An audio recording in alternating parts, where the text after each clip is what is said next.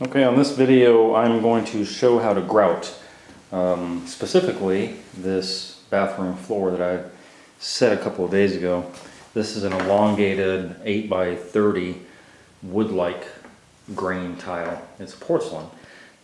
So when I'm showing how to grout, pretty much it applies to just about every tile. In this case it's elongated, and it doesn't matter if it's 12 by 12 or 16 by 16 or 24 or larger or even smaller for that matter. The process is still the same. Over the years I've had some people work with me grouting, and everybody has their own technique. I've been doing this type of grouting technique of my own for as long as I've been doing tile, and it really works for me. So I really haven't swayed from my way. You'll find other ways probably on the internet. There are a dime a dozen to find out how people grout. This is the easiest way that I've come up with myself. If I thought there was an easier way, then I would have adopted it by now. Anyway, some of the things you're going to need a clean bucket of water. This is actually the bucket I've been using, so it was clean about 10 minutes ago. Generally speaking, I'll just use the same bucket if it's a relatively small area like this. I probably have about 100 square feet at the best, maybe 80 square feet of tile I have to grout here. So generally speaking, I'll go through one bucket of water. If you feel like changing that about halfway, then by all means, I've got my second one here just in case I need it. Clean water, obviously. You'll need a pan of some sort to mix your grout in. I've already mixed it up. This is actually non-sanded grout because these grout lines are very thin. It looks like they're about 1/8 of an inch in some places, but they're not. They're closer to 1/16. Even though this tile has a bevel, this is non-sanded grout, which is what I want to use for this particular application. And some of the things you'll need, as I said, some type of, I use this trough. I call it a trough. They sell them at Home Depot. They're usually used by sheetrock guys for mud. And I've just been using these for years. It works out better for me. I've seen some guys that will mix it in a bucket. They'll have the bucket a quarter full of grout, and they got to keep on adding water to it because it dries up over time. As you can see, mine has done in only about 5 minutes that I haven't been using it. So I don't particularly like that. The more water you add to it continuously, it breaks down the adhesion qualities of the grout. So I only mix really as much as I can use in probably 15-20 minute period, and this is about how much I use, about half of this at that point. So I use this little blade here to mix it up with. There's an admix that smells like ammonia. Most places, most tile places, Home Depot, places like that sell it. So I always recommend using an admix, even though the grout companies say you can use water. The admix gives it a better bond, especially with non-sanded grout. You want it to bond because that's where I see cracking with non-sanded grout. And so I'm just very adherent to using an additive when I'm using non-sanded grout. Sanded grout as well, but especially non-sanded grout. But the process is the same no matter if you're using sanded or non-sanded. You're going to need some type of blade to mix it up with. Again, some guys I've seen use a bucket, and they'll use one of those electric mixers, and they're mixing up quite a bit, and I'm just not doing that. I never have, and I never will. So this is how I mix it up by hand. Doesn't take very long. You'll need a float. A grout float is basically just a rubberized trowel, for lack of a better term, and I will show why you need that float momentarily, which you probably already know anyway if you've been searching around how to grout. The other thing you're going to need is some type of razor blade and another type of blade of some sort. I use this little scraper here. When you go into the grout lines, before you ever grout, you want to clean out your grout lines. So in this case, there was white thin set that was used here. You want to clean that off as good as possible. That's gonna be your first thing before you ever even mix up your grout. You're gonna clean all your grout lines the best you can. I guess I missed that one. I've basically done my cleaning. Razor blade is for little areas that are harder to get at. Once you clean out your grout lines and get them free of all the debris that's in them, which is always better to do, as I said prior, than use a vacuum cleaner, shop vac or something to get out all the debris inside your grout lines. You don't want that debris inside of there, mainly because a lot of the thin set and stuff like that is on the side of the tile, and it won't go away despite you grouting. So that's what you want to do first. So once you've done all your cleanup of your grout lines and you've mixed your grout in some type of trough or something like that, then the next thing you need is a sponge. Now these sponges, again, are Home Depot. I usually use a brand new one when I'm doing grout, especially of different forms. I'm using sanded grout on some of this area here.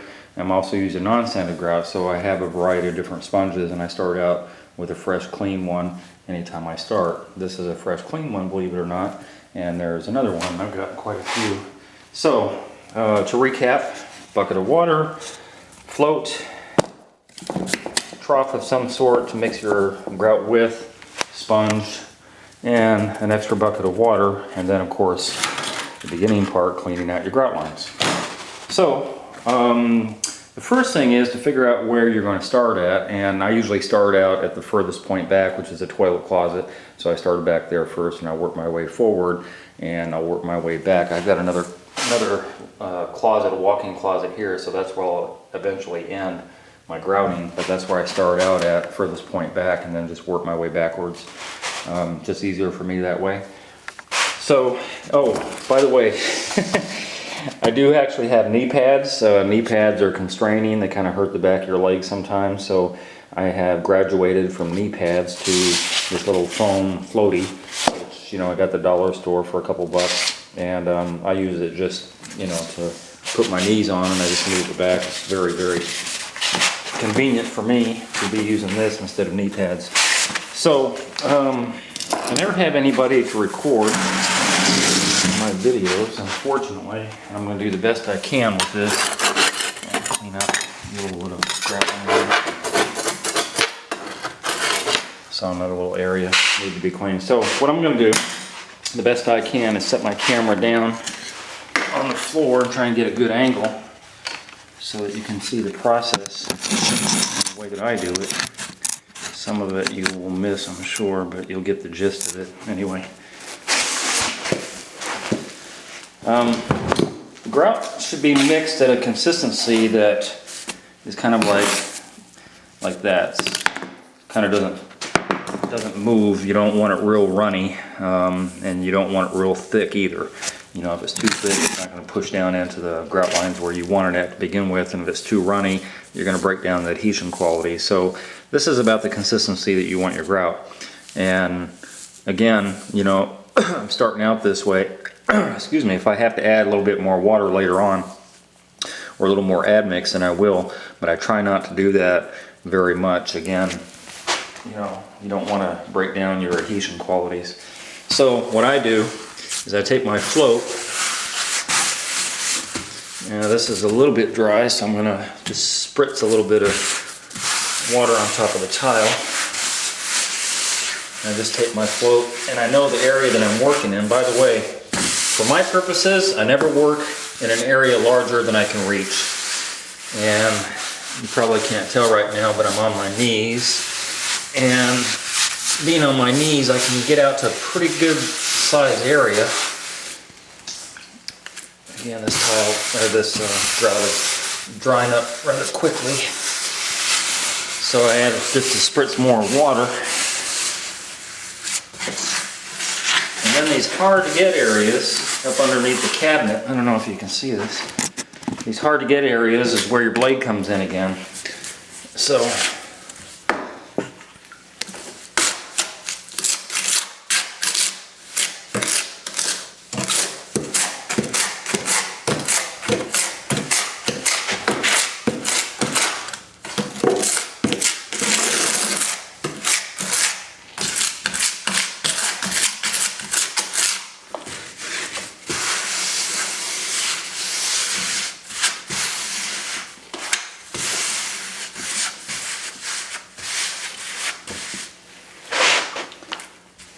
and when I say add water, it doesn't have to be in the trough. It can actually be on the tile, which I'm doing right now. I'm just spritzing a little bit on there.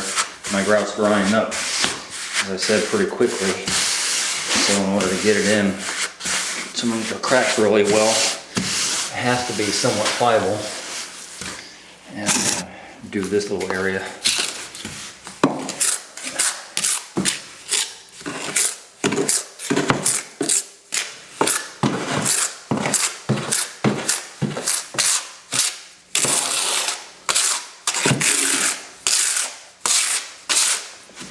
Okay, so this area that I'm working with right now, as I said, this is about as far as I can reach, comfortably anyway.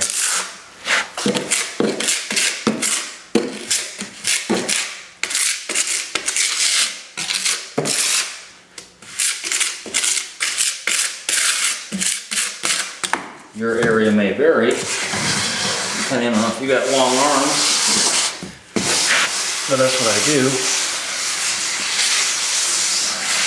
So if you can see, I kind of have my float at an angle because as I'm moving this around, I'm putting pressure down to make sure that the grout gets firmly inside of all the cracks. And at this point, I'm just wiping off the excess. So what I started with was almost as much as I ended with, not quite, probably about half of that. And I just scoop it up, put it back in the trough.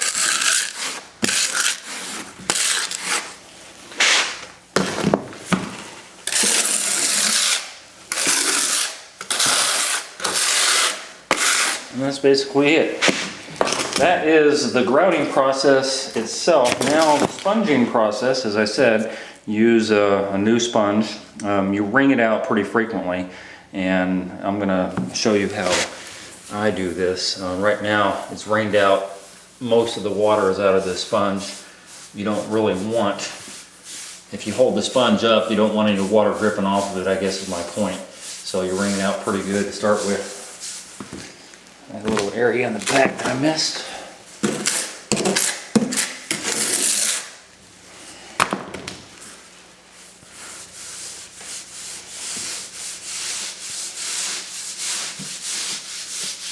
Okay, so if you notice, all I'm doing is I'm kind of moving all this excess grout around, and at the same time I'm doing a little bit of the cleanup, but not really. I'm getting the grout and even consistency in all the lines by doing this. And if you look at the bottom of the sponge, there's quite a bit of grout that's attached to that. So I have a new side here. I'm going to flip it over and I'm going to basically do the same thing.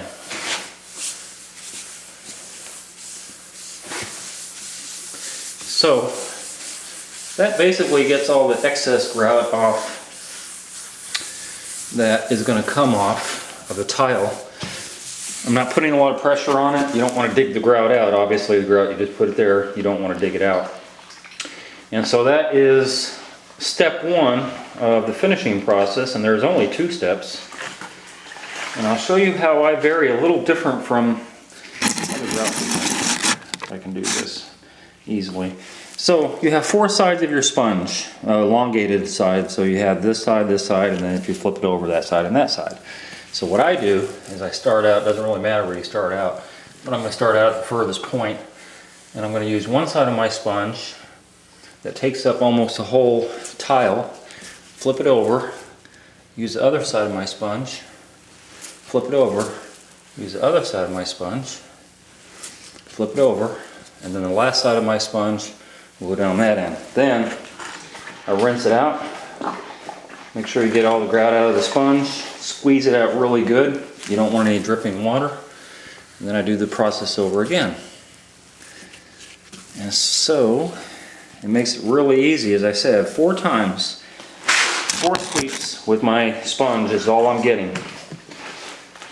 And there will be no other sponging at this point because you've already got all the excess grout off of the tile that you need to. And if you do it right, you'll overlap the next grout line,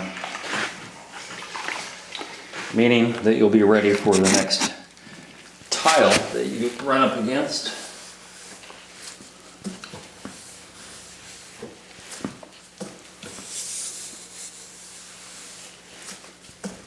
So that's my 4th one there.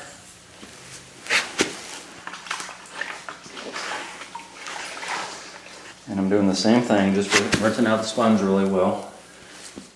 That's 1, 2, 3, and 4. It's a little confusing, I'm sure. It doesn't look like there's really a pattern to how I'm wiping this off, but it really is.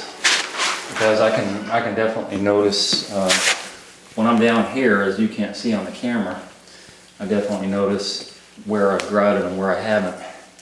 That's 1, 2, 3, and 4. And that's it. And then I think right up front of the camera is my last part of my tile. That's 1, 2, 3, and 4. So that's all there is. Grouting. It's a very, very easy process the way I make it. And as you can see, I've done a pretty good size area in just probably 5 minutes, maybe 6-7 minutes is all I've taken. And there's nothing else to wipe off. At this point, you're good to go. The grout looks good, exactly, you know, the way that I wiped everything off. Nice lines everywhere, and it's exactly the way I want it. Now this area is wet from here all the way over to the entrance of the bathroom. It's wet, but you can see clearly where I've already grouted at. In the back area, by the toilet closet, there's a little haze on top of the tile. So that's not grout, that's just excess powder from the grout. So if you notice, this is where it's wet, and this is where it's starting to dry up. So what I do is I let that grout finish drying. In the next couple hours, I put a fan on it. Next couple hours, it'll be nice and hard. And so at that point, I would go ahead and take a clean sponge with some clean water, and I can either get off the haze that way, or the best way that I found out is take a very soft cloth and wipe up that extra haze on there. And that's all there is to it. I know some people that I've worked with anyway make grouting much harder than it needs to be. And as I said before, this process works on any kind of tile except for slate. Slate is a whole different ball of wax, and this particular tile, which I have on this tub face, which is not slate, but it acts the same way as slate. In other words, slate tile is very, very porous, extremely porous. Slate is like a croissant. If you do not mix your grout up very, very runny, which is counteractive or counterintuitive to what you're supposed to do, if you mix it up very, very runny, that's the right way to grout slate. And again, this isn't slate, this is limestone. So it acts in the same way. If I actually put this grout, which is not that runny, onto this tile, within minutes, literally a couple of minutes, it would absorb all the liquid from the grout, and the grout would start to want to kind of like get stuck to the surface of this tile, and it would be very, very difficult to wipe it off if you didn't do it right away. So that's a whole different thing, which I'm not going to get into. But except for slate and limestone, every tile is basically the same. Porcelain, travertine, most tile is all the same as far as, you know, the process of grouting. I do it the same way every time. So for those of you who are really bored, you can watch me do this next little area again as far as I can reach, which is about out here. And this is my next line all the way down here, which is about 1, 2, 3, 4, 5, about 5 rows of tile is what I'm going to end up doing. Add a little bit of water to that, mix it up a little bit, and I'm going to get started. As I said, if you're really bored, you can watch the next little area. And if you're not bored, that's about all I can tell you about grout. Not much more to it than that. Very easy process. So, if you're still here, you're really bored. Because watching me grout is like watching the grass grow.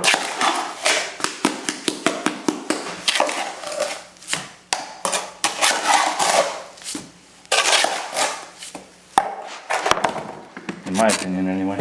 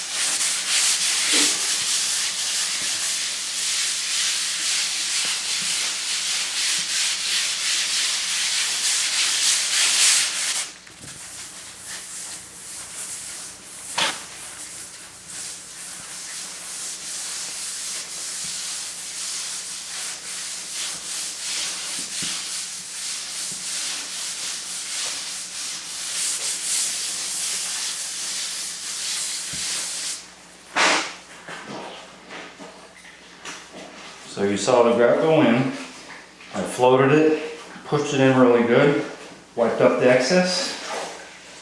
And then I went over it with a sponge to get up all the excess that didn't come up with the float. And now my final part is doing the 1, 2, 3, 4 with the sponge. That's 2, 3, and 4.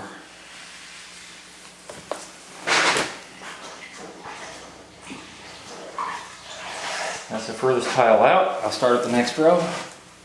That's 1, 2, 3, 4. So basically, do it this way. You'll get on an average tile, say a 12 by 12, I guess doing it this way, you'll get about 2 tile, maybe 3 done by the time you use 4 sides of your sponge. You know, it's not an exact number, but it's pretty close. As you see, this is 1, 2, 3, 4, 5 rows that I've done here. And again, as far out as I can reach, which is probably about 5 feet or so.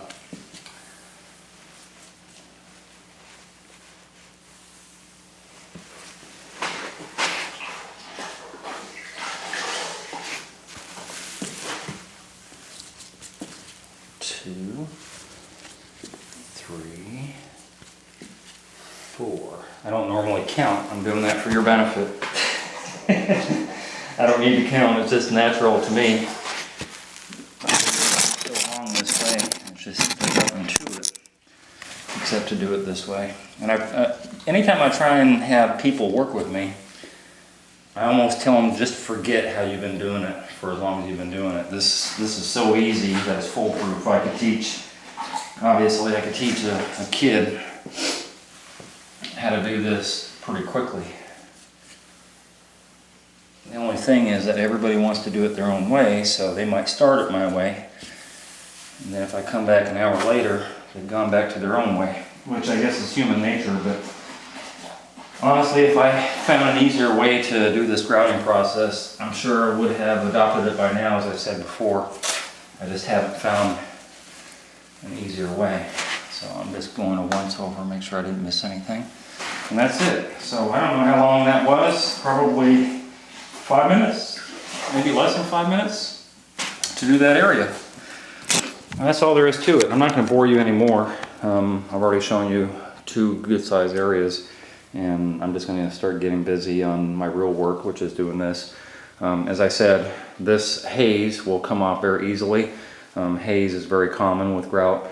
You don't want to keep on going over and over with a wet sponge trying to get this haze up, because you're going to be chasing your tail. Every time you go over it with a wet sponge, you're adding water or moisture anyway to the grout, which you don't want to do because it breaks down, again, the adhesion qualities. I can't emphasize that enough. One of the reasons that non-sanded grout will crack is because it's mixed too thin. It's runny. If I pour it out, it just, you know, it's almost like water. People mix it so thin that even when they put it in and float it off and sponge it off, it's never going to stay. You're going to end up with little bubbles or cracks or both, and that's the reason for that. So again, just wait for all this stuff to dry. Wait till your grout's completely dry, and then go over it with a sponge or a soft cloth. And that's it. That's the easiest way I can teach you how to grout.